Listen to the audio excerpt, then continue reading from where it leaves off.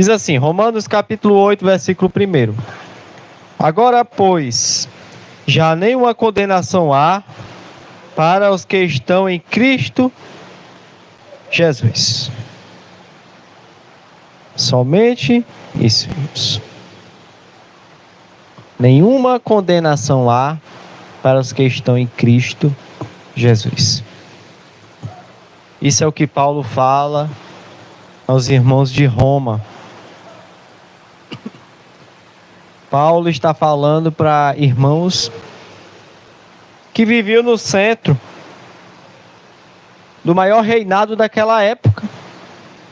Para quem não sabe, Roma naquela época era a maior potência, com seu maior rei, que era o imperador romano, um grande exército, poder financeiro e que ditava as regras naquele tempo.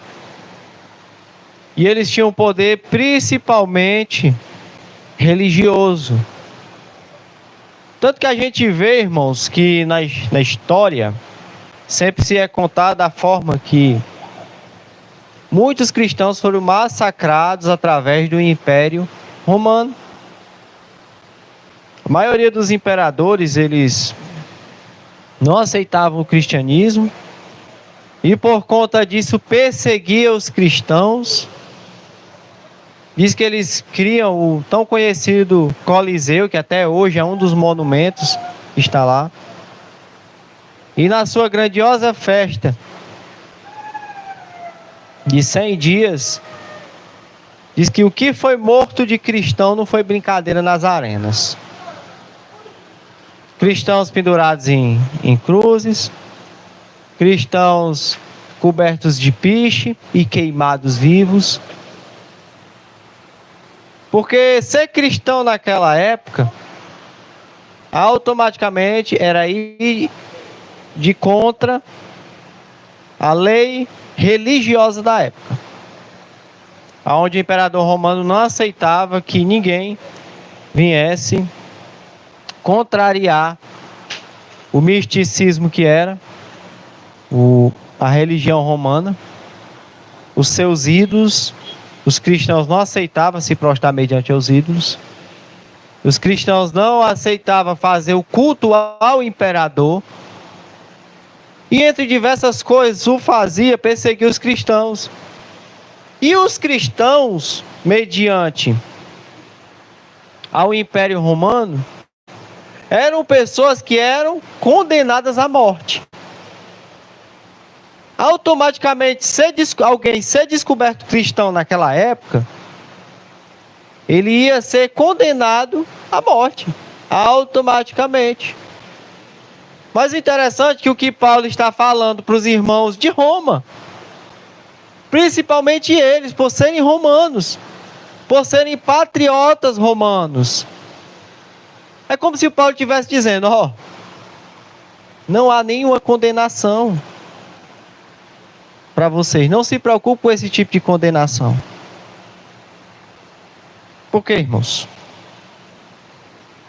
Porque nenhuma condenação há para os que estão em Cristo Jesus.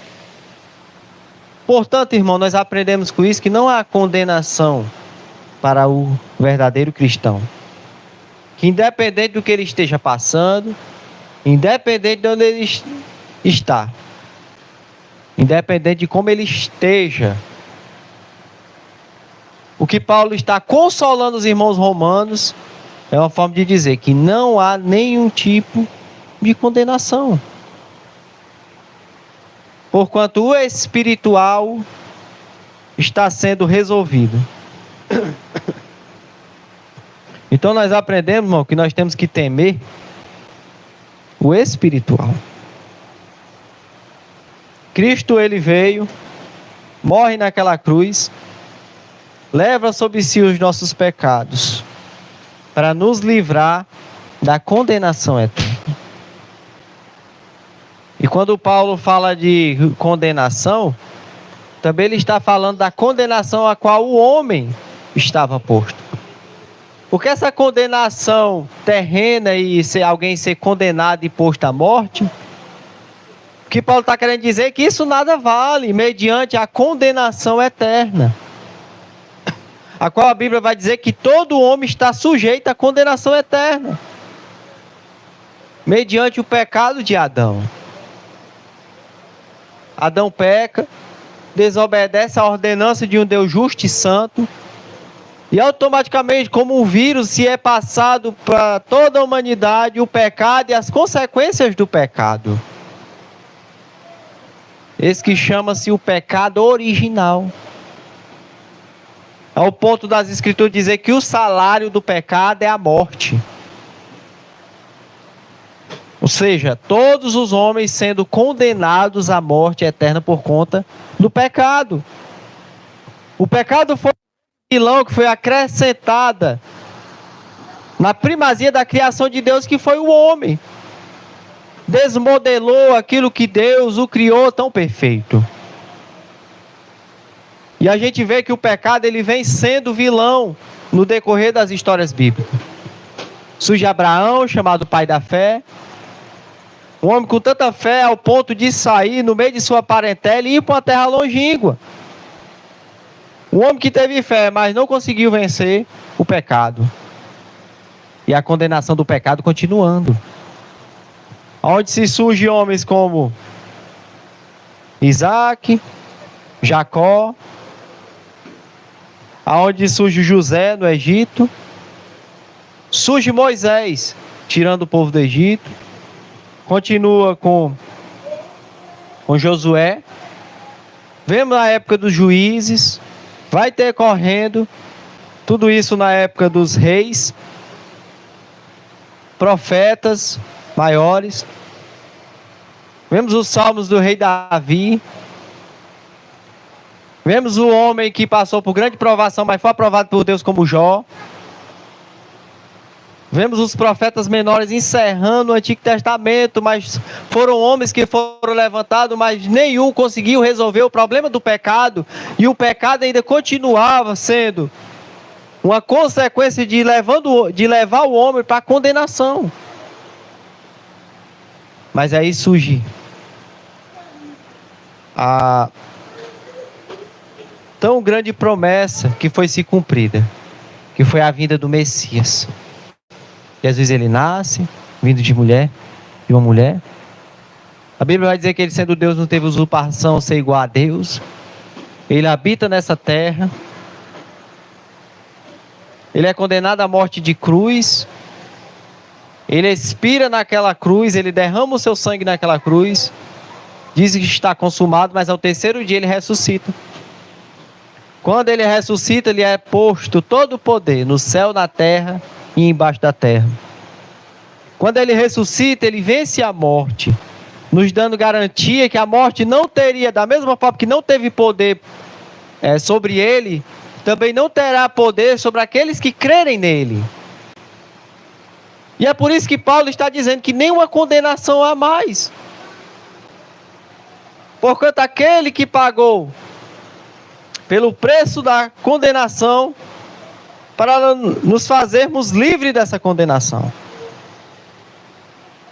Então hoje não há mais condenação, não há mais culpa, não há mais pesar pelo pecado. Porque Cristo levou sobre si eles na cruz.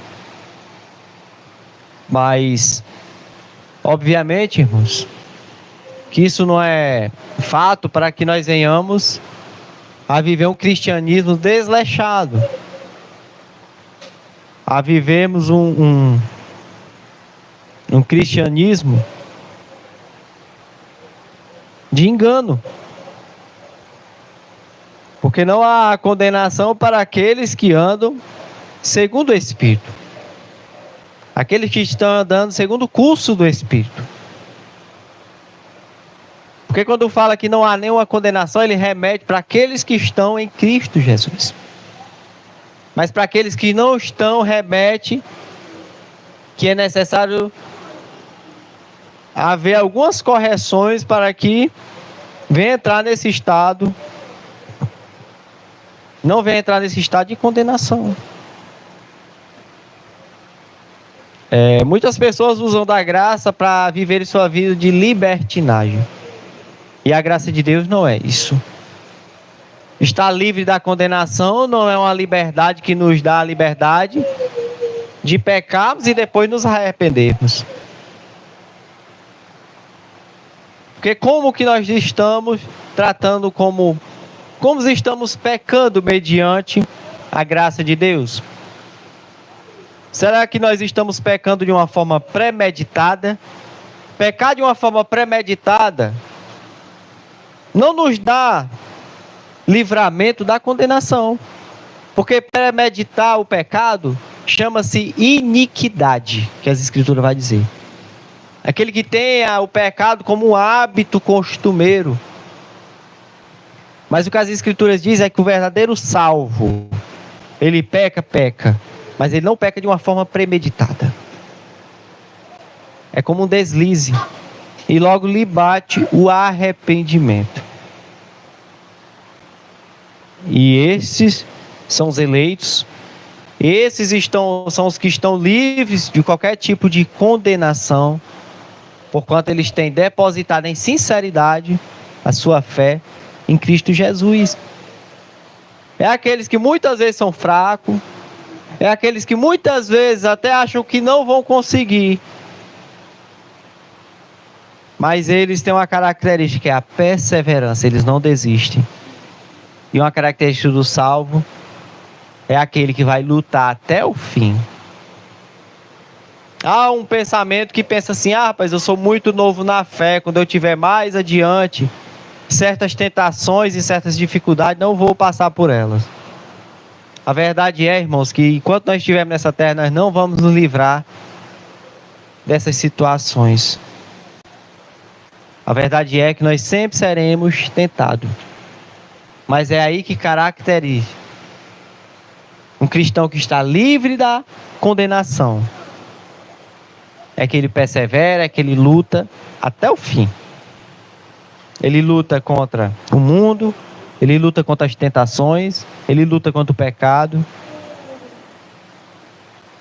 porque ele sabe que ele está livre da condenação. Então é isso, queridos. Que Deus em Cristo vos abençoe.